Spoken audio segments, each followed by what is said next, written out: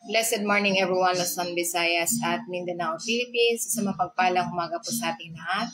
So welcome po sa ating gawain sa The Word, God's Spirit and Life Ministry live stream YouTube channel. So sa mapagpalang umaga po sa ating founder ng The Word, God's Spirit and Life Ministry kay Pastor Alfred Islam sa buong pamilya. Lahat ng mga members ng The Word, God's Spirit and Life Ministry, good morning, good morning.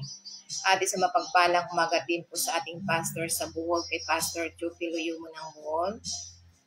Good morning sa pastor sa buong pamilya, lahat ng mga members ng The Word of Spirit and Life Ministry. Good morning, good morning. So, isang mapagpalang umaga po sa ating lahat.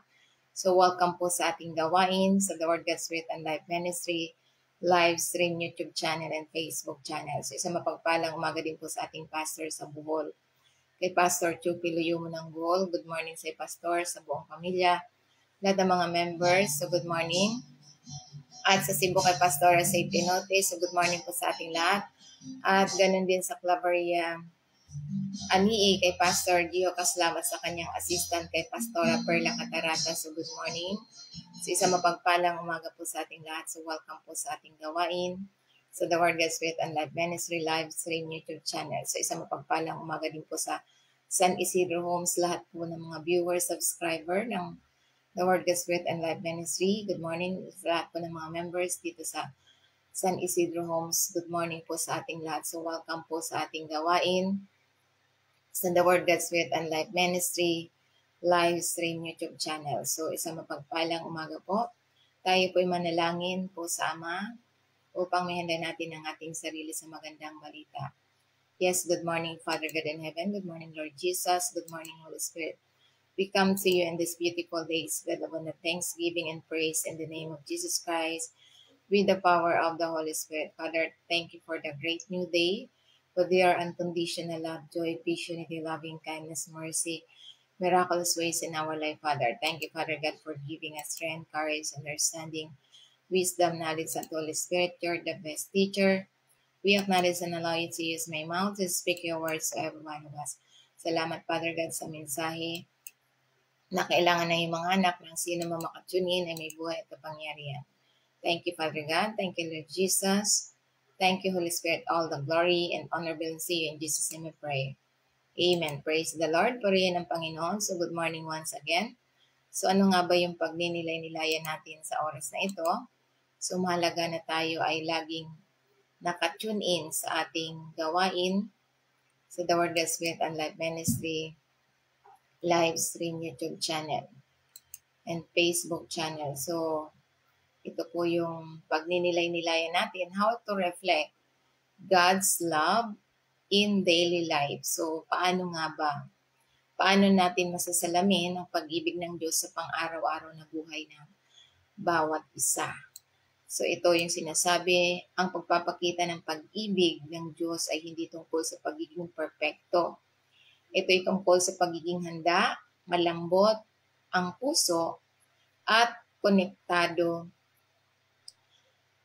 sa pinagmumula ng pag-ibig ng Panginoon Kristo. Kapag tunay nating nararanasan ang kanyang pag-ibig, binabago tayo nito mula sa sinasabi na, ito yung sinasabi na mula sa loob, palabas. At ang pagmamahal na yon ay natural na dumaldaloy sa bawat mananampalataya.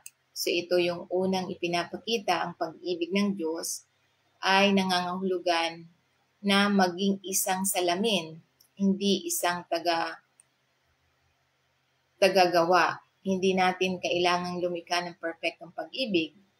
So sinasalamin lang natin ito ang perfectong pag-ibig na natanggap natin mula sa Panginoon. Kaya nga ito yung how to reflect God's love in our daily life. So ito yung pag-uusapan natin na magandang balita na sinasabi sa banal na kasulatan. So kaya nga una, ito yung abide in God's love. So ibig sabihin, ito yung manatili sa pag-ibig ng Diyos. So ito yung una na dapat tayo nananatili sa pag-ibig ng Diyos na sinasabi sa banal na kasulatan, manatiling malapit sa Kanya, araw-araw sa pamamagitan ng panalangin, pagsamba at ng kanyang salita. Kaya nga sinasabi niya sa banal na kasulatan, sinasabi niya sa John 15 verse 5, I am the vine and you are the branches. If you remain in me and I in you, you will bear much fruits. Apart from me, you can do nothing. So kaya nga sinasabi niya na manatili tayo sa Kanya. Manatili, ako ay ang puno ng ubas, kayo ang mga sanga. Kung kayo mananatili sa akin at ako'y sa inyo, kayo'y magbubunga ng marami. Hiwalay sa akin ay wala kayong magagawa. So ito yung sinasabi na kapag tayo nakahiwalay sa puno, ang puno ay ang Panginoong Jesucristo. So kaya nga ito yung sinasabi na ginagamit ang Panginoong Jesucristo ang simpleng pinagmumulan, simple ngunit makapangyarihang larawan. Ito upang ipaliwanag ang ating kaugnayan sa Kanya. Siya ay ang ating pinagmumulan ng buhay, lakas at pagiging mabunga. Tulad ng isang sanga na umaasa sa puno ng ubas para sa pagpapakain at buhay. Tayo ay umuunlad lamang kapag tayo ay mananatiling konektado sa Panginoong Jesucristo. So kaya kung gusto natin na tayo maging maunlad, kailangan natin na lagi tayong connected sa Panginoong Jesucristo. Dahil ito yung sinasabi sa banal na kasulatan na tayo'y magiging maunlad lamang kung tayo'y mananatiling nakakonect tayo sa Panginoong Jesucristo na siya yung puno, siya yung pundasyon ng ating ng pag-ibig ng Diyos sa bawat isa sa atin. Kaya nga mahalaga na tayo'y nananatiling nakakonect sa Kanya, na siya ang puno. So, ibig sabihin na ito yung makapangyarihang larawan upang ipaliwanag ang ating kaugnayan sa Kanya. Siya ang ating pinagmumula ng buhay, lakas at pagiging mabunga.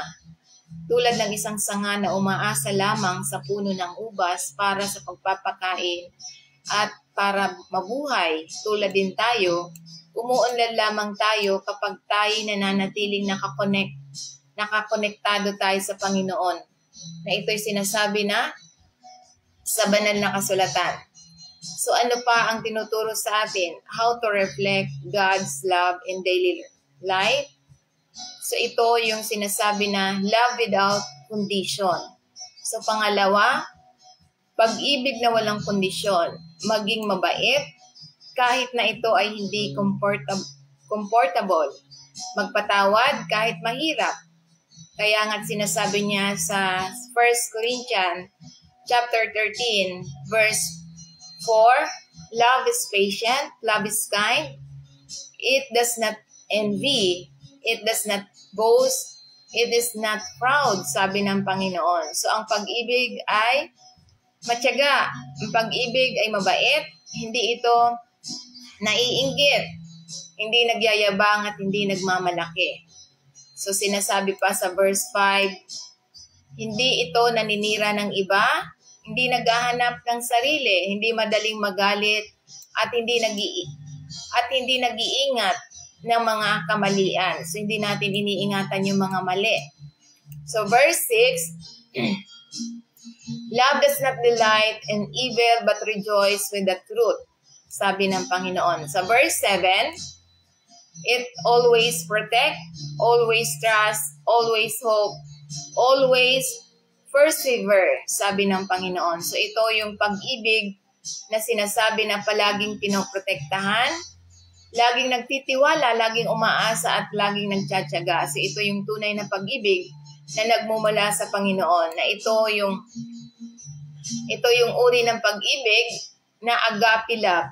Hindi ito nakabatay sa damdamin, kundi sa desisyong kumilos para sa ikabubuti, magpatawad, maging matyaga at manatiling tapat. So kaya nga ito yung sinasabi sa banal na kasulatan na ito yung mahusay na personal na relasyon natin sa Panginoon. Kaya ito yung sinasabi na Suriin natin ang ating sarili. I-check up natin ang ating sarili kung tama ba yung ating relasyon. Tayo ba ay mapagpasensya? Tayo ba ay mabait? Malaya ba tayo sa pagmamataas o makasarili?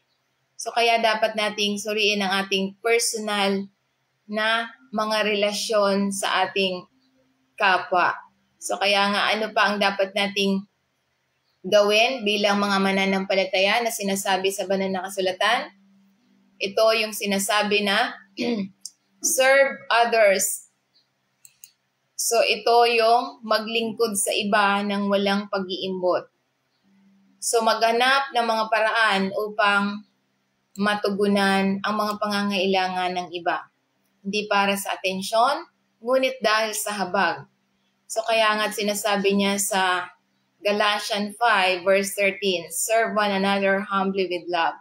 So ibig sabihin, sabi niya rito, you, my brothers and sisters, we are called to be free, but do not use your freedom to indulge the flesh. Rather, serve one another humbly with love. So ibig sabihin mga kapatid, tinawag tayo upang maging malaya. Ngunit huwag nating gamitin ang ating mga kalayaan upang magpakasawa sa laman. Sa halip, maglingkod tayo sa isa't isa ng may pagpapakumbaba sa pamamagitan ng pag-ibig. So kaya nga ito ay nagpapaalala sa atin na ang sumasampalataya sa ating Panginoon Kristo, tayo'y pinalaya na mula sa kasalanan. Ngunit ang kalayaan, hindi ito isang lisensya para tayo ay mamuhay sa kasalanan o mamuhay sa makasarili. Sa halip, ito'y isang paanyaya na dapat tayong maglingkod sa iba ng may pagpapakumbaba, pagmamahal at sumasalamin sa puso ng ating Panginoon Kristo. Ito yung katangian na dapat tayo ay sumasalamin sa katangian ng Panginoon Kristo ang ating pamumuhay. So bilang mga lingkod, bilang mga anak ng Diyos. So ito yung sinasabi sa banal na kasulatan, ang tunay na kalayaan ay matatagpuan lamang hindi sa paggawa ng anumang gusto natin, kundi sa pamumuhay ayon lamang sa kalooban ng Diyos at pagmamalasakit sa ating kapwa mananampalataya. So isang mapagpalang umaga po sa ating medium viewers, Doña Evangeline Natividad. So ano pa ang tinuturo sa atin? How to reflect God's love in daily life. So ito yung use gentle words. So, ibig sabihin, gumamit ng malumanay na mga salita. Magsalita ng buhay, hindi paghatol, hikayatin sa halip na punahin. So, ibig sabihin sa Proverbs 16 verse 24, sabi niya rito, ang magagandang salita ay pulot-pukyutan, matamis sa kaluluwa at kagalingan ng mga buto. So, ibig sabihin, what sinasabi sa banal na kasulatan, napakagandang larawan, na ito nagpapaalala sa atin ng kapangyarihan ng mabait, nagpapatibay at nagbibigay buhay na mga salita. Tulad ng pulot ay matamis at nakapagpapalusog. So yung ating mga salita ay maaaring magdulot ng kagalingan, pag-asa at kaaliwan sa mga nakapaligid sa atin. So kaya nga, ito ay isang banayad na hamon. Ang mga salita ay nagpapasigla sa iba. Ang mga ito ba ay matamis at nagpapagaling o malupit at mabigat? So yan yung dapat natin sapagkat life and death is the power of our tongue. So dapat ang ating laging babanggitin yung may buhay. Dahil sabi ng Panginoon, buhay siya. So, ibig sabihin, kung ano yung napapakinggan sa atin, yan ang gagawin ng Panginoon sa atin.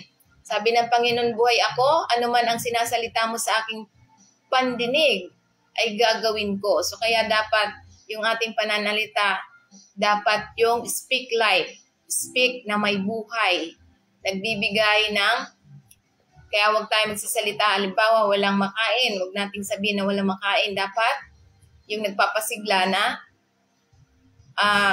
nabubuhay tayo sa spiritual. Hindi tayo nabubuhay sa mga nakikita o nararamdaman. So yan yung sinasabi sa banal na kasulatan. So ano pa yung how to reflect God's love in daily life? So ito yung forgive freely. Ibig sabihin, malayang magpatawad. So kahit na nasaktan tayo, kahit na hindi sila humihingi ng tawad, tayo mismo ang hihingi ng tawad kapag tayo ay mayroon tayong may nagagalit sa atin. So ito yung sinasabi na malayang magpatawad ang isang pagpipilian upang palayain ang iba mula sa pasanin ng kanilang mga pagkakamali. Tulad ng pagpapatawad sa atin ng Panginoong Jesucristo, ito ay madalas na pinakamahirap na bagay na gawin, lalo na kapag tayo labis na nasaktan. Ngunit isa rin ito sa pinakamakapangyarihang paraan upang maranasan natin ang tunay na kalayaan at kapayapaan sa ating mga puso. Kapag tayo'y malayang nagpapatawad, kahit na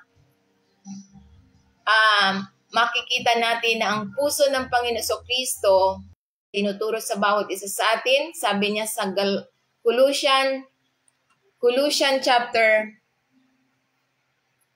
sinasabi sa Colossians chapter 3 verse 13, magtiisan kayo sa isa't isa, magpatawad kayo sa isa't isa. Kung ang sino man sa inyo ay may hinaing laban sa sino man, magpatawad kayo gaya ng pagpapatawad sa inyo ng Panginoon. So ito yung sinasabi sa banal na kasulatan na tinawag tayo. Ito isang paalala na maging magtiyaga sa mga kapintasan, pakikipagbaka at pagkukulang sa isa't isa. Dahil tinawag tayo na magtiyaga. At kapag nangyari ang pagkakasala, magpatawad ng malaya at lubusan tulad ng pagpapatawad sa atin ng Panginoong Jesucristo. So kaya nga't ito'y sinasabi, ito'y hindi palaging madali, ngunit ito ay isang landas tungo sa kapayapaan, kalayaan at naibalik na mga relasyon. So kaya nga't ito'y sinasabi na ang pamantayang ito ay hindi sa ating mga damdamin. Ito kung paano tayo pinatawad ng Panginoong Jesucristo mismo. So kaya nga magagawa natin ito dahil yung pag-ibig ng Diyos na impart na sa atin.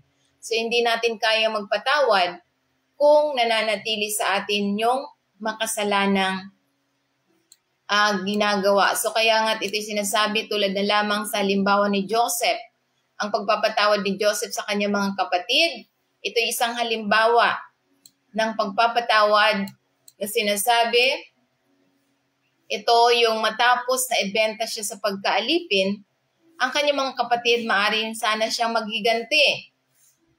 Sa halip nang tumayo sila sa harapan sa Ehipto, sabi niya, you intended to harm me, but God intended it for good. So ibig sabihin, mababasa natin yan sa Genesis chapter 50 verse 20.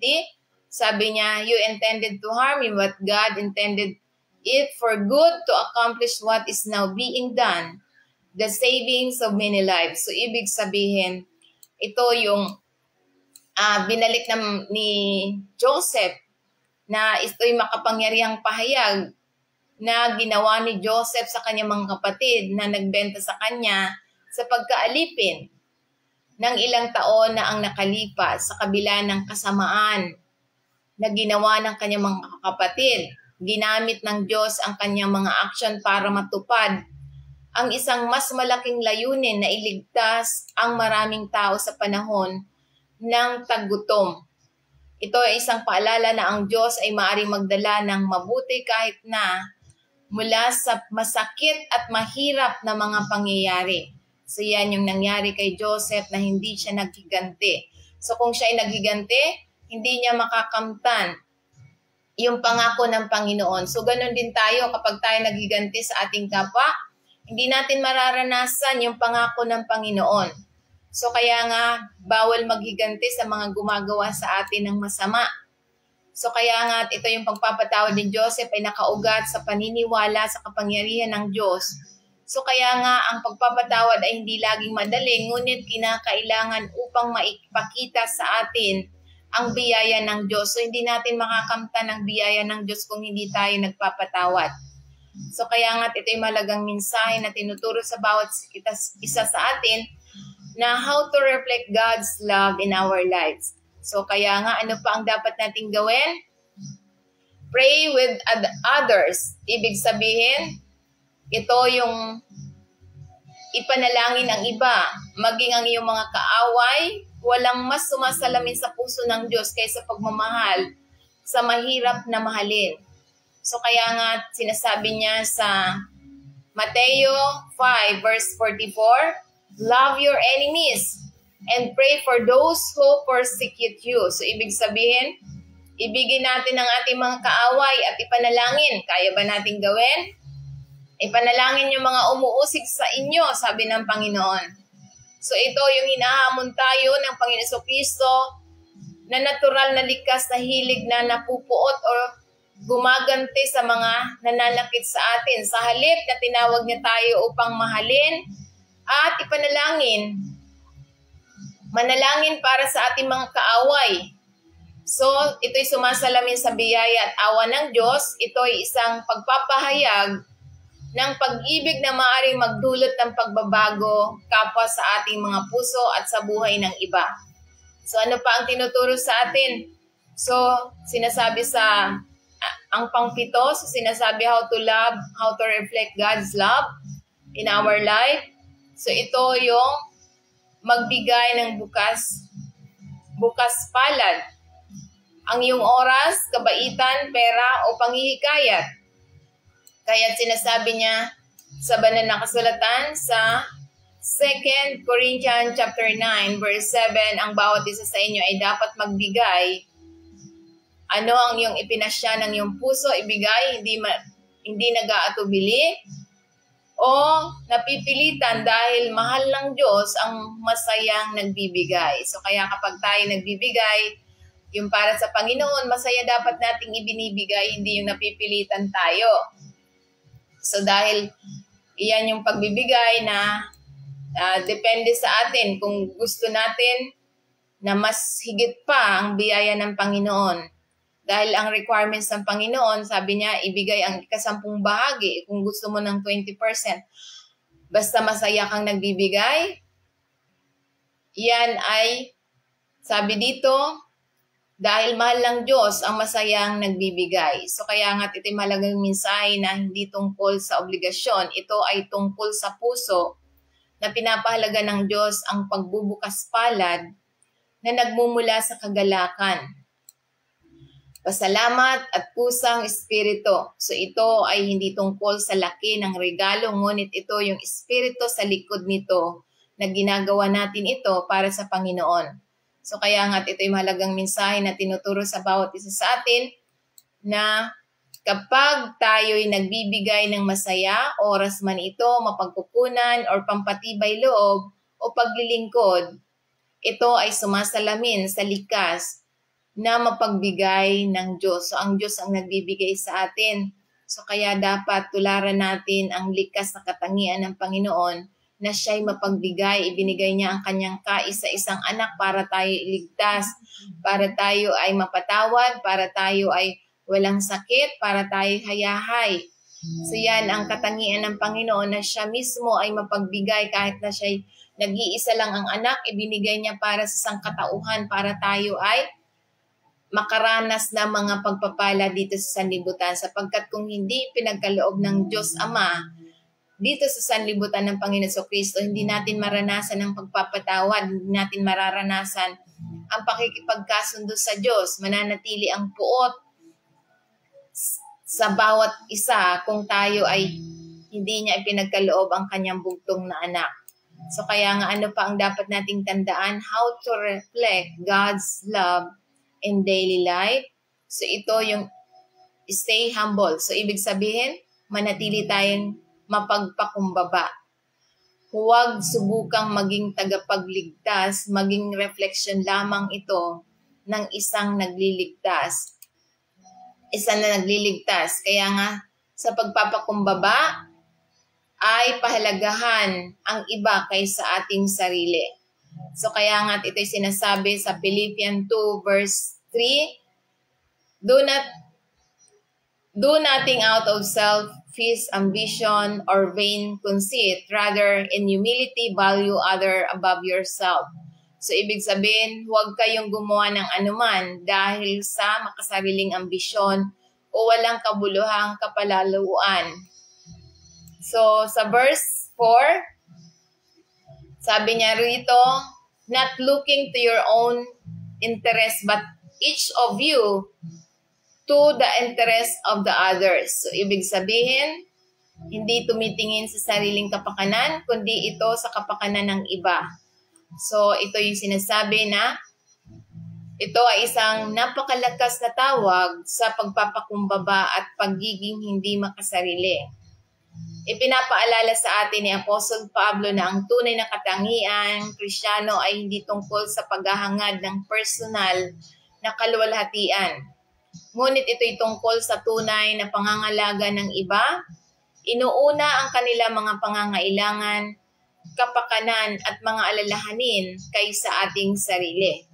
So ito yung sinasabi na banal na kasulatan na ito yung puso ng pamumuno ng lingkod na sinasalamin nito ang saloobin ng Panginoon Jesucristo mismo na itinatampok ni Apostle Pablo na sinasabi sa Biblia. So kaya nga't ito yung mahalagang mensahe tulad na lamang the biblical example of people who reflect God's love like our Lord Jesus Christ, the ultimate reflection of love, na sinasabi niya sa banal na kasulatan na siya ay nagpapagaling, siya ay naglilingkod, siya ay nagpapatawad, at nagbigay ng kanyang buhay para sa mga hindi karapat-dapat. So tayo hindi karapat-dapat, ngunit ibinigay niya ang kanyang sariling buhay para tayo maging karapat-dapat sa Ama.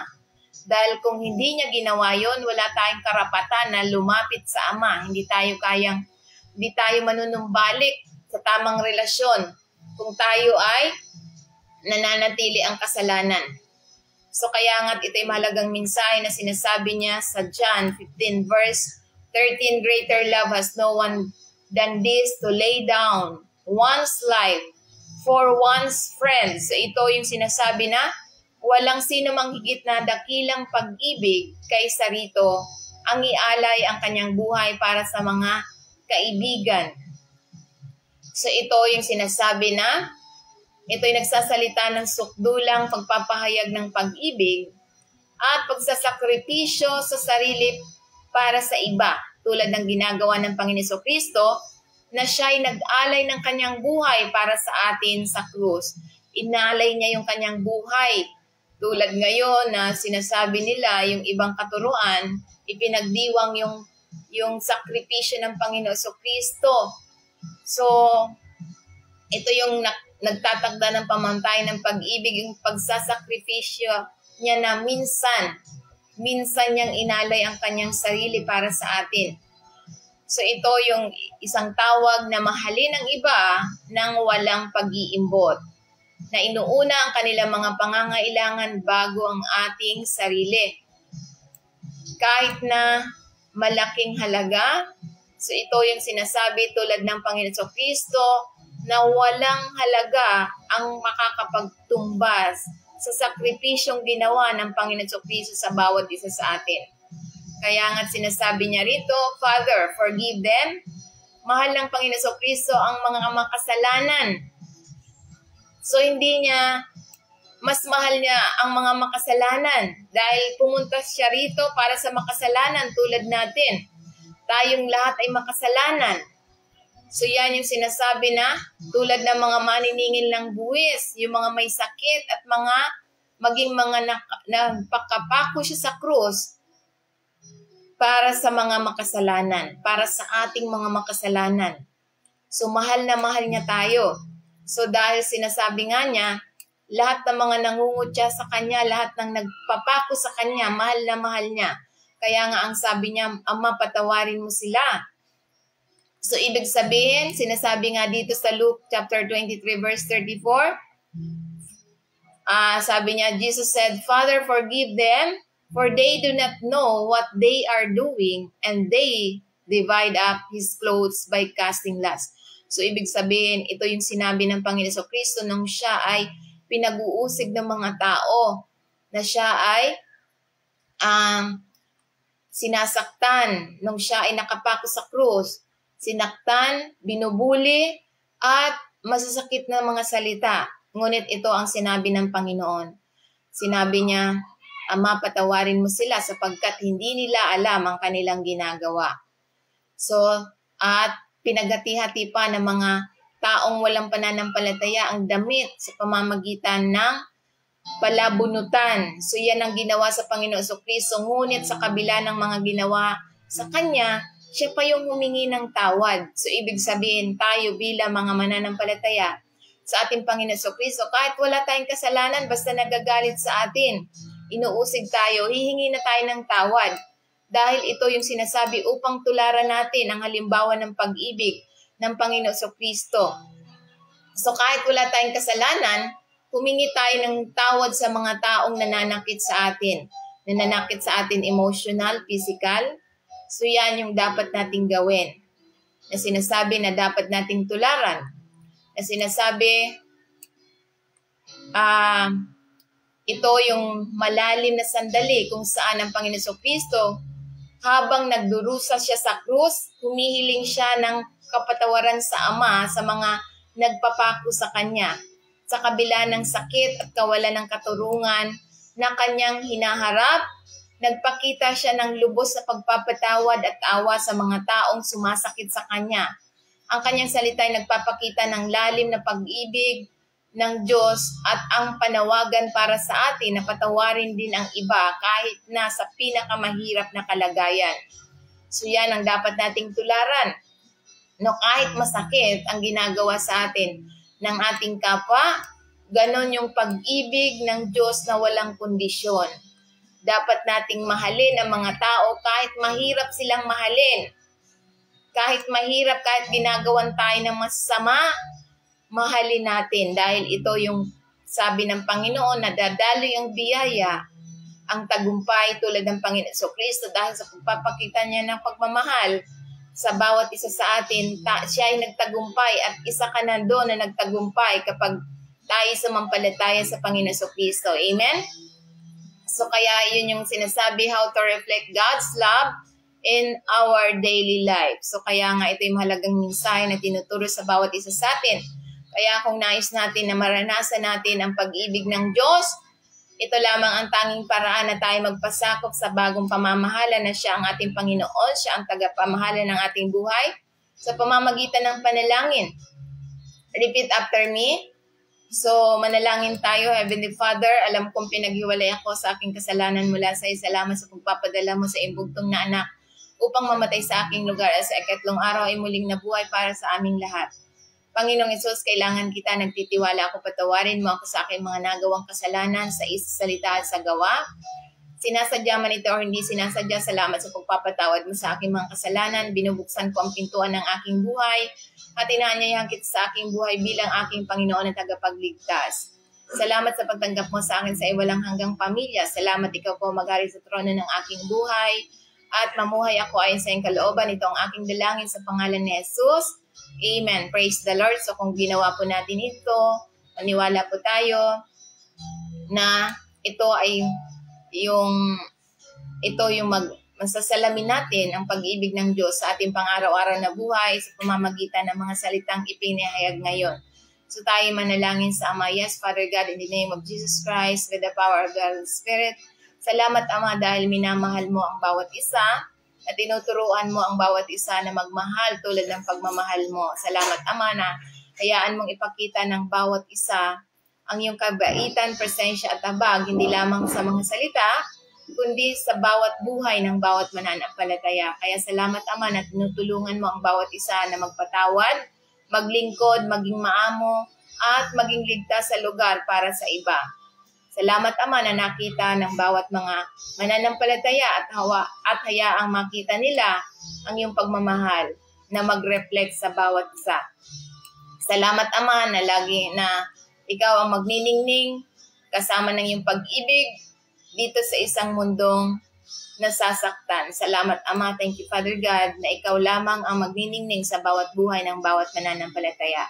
Dahil ito, Panginoon, Ito yung magandang balita na ipinapaalala mo sa bawat isa sa amin na complete ang iyong pag-ibig sa pamamagitan ng banal na Espiritu Santo na nagpapaalala dahil sa iyong pag-ibig, walang pagkukulang sa mga pagpapalang spiritual, financial na pagpapala, emotional na pagpapala, at physical na pagpapala na ibinuhos mo sa bawat isa.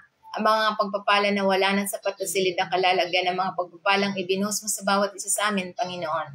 Salamat, Ama, sa lahat ng mga taong laging connected sa The Word, God, Spirit, and Life Ministry. Salamat, Ama, na sa pagpuprovide according to riches and glories of our Lord Jesus Christ na mananatili sa bawat isa mga pagpapala, siksik, liglig at umaapon ng pagpapala na pinagkakaloob mo sa bawat isa sa iyong mga anak sa Luzon, Visayas at Mindanao at whole world, especially sa connected sa The Word, God, Spirit, and Life Ministry San Isidro Homes, Cabuyao. Thank you, Father God. Salamat, Ama, na mananatili hanggang sa pagbabalik ng Panginoon Kristo, ang mananatili ang iyong pag-ibig, kapayapaan, kaligayahan sa bawat puso ng bawat mananampalataya, especially sa The Word, God, Spirit, and Life Ministry San Isidro. Thank you, Father God. Salamat, you're the best shipper sa bawat buhay, sa pamamagitan mo, laging safe and sound ang aking mga kapatid, sa pananampalataya, lahat ng mga connected dito sa iyong gawain. Salamat, Ama, sa pagpapadala mo ng million viewers, subscribers sa ating YouTube channel at Facebook. At salamat, Ama, sa pagpapadala mo rito ng disipulo sa iyong gawain sa The Word, God, Spirit, and Life Ministry. I am willing to train and to make your disciple, Father God. Thank you, Father God. Thank you, Lord Jesus. Thank you, Holy Spirit. Salamat, Ama, na ikaw lamang ang the best, the great physician, the best provider, the best shipper sa bawat buhay. Thank you, Father God, sa complete healing na tinanggap ng bawat isa. Sabi mo sa iyong salita, ikaw ang magdadala ng mga sakit. Kaya salamat, Ama, sa pamamagitan ng latay ng Panginoon Kristo, complete healing ang natanggap ng bawat isa. Walang mananatiling may sakit sapagkat kami ay pinananahanan ng iyong banal na Espiritu. Kaya salamat, Ama, ikaw ang puno, kami ang mga sanga, kaya mga mananatili sa iyo ay mananatiling walang sakit. Thank you, Father God. Thank you, Lord Jesus. Thank you, Holy Spirit. All the glory and the honor belongs to you. In Jesus' name I pray. Amen. Praise the Lord. Purihin ng Panginoon. Good morning and God bless po sa ating lahat. Bye for now. Hanggang sa muli po nating gawain. God bless at ingat po tayong lahat. Bye. Thank you po.